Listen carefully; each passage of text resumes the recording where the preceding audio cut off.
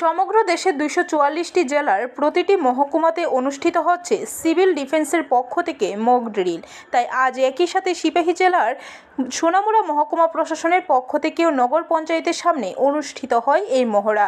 BSF ৮১ নং battalion, TSR ১১ নং battalion, police, অগ্নি নির্বাপক দপ্তর, রেড ক্রস এবং সিভিল ডিফেন্স ভলান্টিয়াররা অংশ নেয় এতে। পাশাপাশি স্বাস্থ্য দপ্তর থেকেও একাধিক চিকিৎসক, স্বাস্থ্যকর্মীরা অংশ নেয়। এদিন বিকেল ৪টা থেকে ৫টা ৩০ মিনিট অবধি চলে এই মহড়া। এয়ার স্ট্রাইক হলে বা আপাতকালীন পরিস্থিতিতে কি করণীয় সেটা সম্পূর্ণরূপে মহড়ার মাধ্যমে এবং মাইকে আলোচনার মাধ্যমে সমগ্র এলাকাবাসীকে বুঝিয়ে দেওয়া হয়।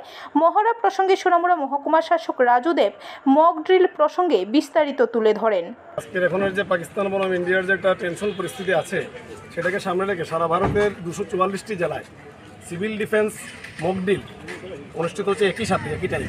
এরই পার্ট হিসাবে ত্রিপুরাতেও আমাদের সবগুলি জেলায় হচ্ছে। আমাদের সিপাহীজলা জেলার প্রশাসনের সিদ্ধান্ত অনুযায়ী আমরা সিপাহীজলা জেলার ৩টি মহকুমাতেই আমরা আলাদাভাবে এই মহড়া করছি। এই মহড়া পার্ট হিসাবে আমরা সোনামুড়া নগর পঞ্চায়েতের সামনে যে আমাদের জায়গাটা আছে সেটাকে বেছে নিয়েছি। সেটার মূল উদ্দেশ্য হলো যদি কোনো দিন এয়ার স্ট্রাইকের সম্ভাবনা থাকে বা যে কোনো সময় হতে পারে বা কোথাও থেকে মিসাইল অ্যাটাক হতে পারে, এটার পরিপ্রেক্ষিতে আমরা কীভাবে সেটা মোকাবিলা করব।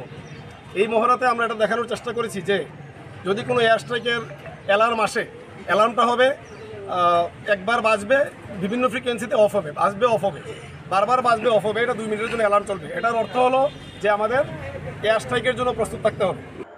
ব্যুরো রিপোর্ট, খবর ত্রিপুরা।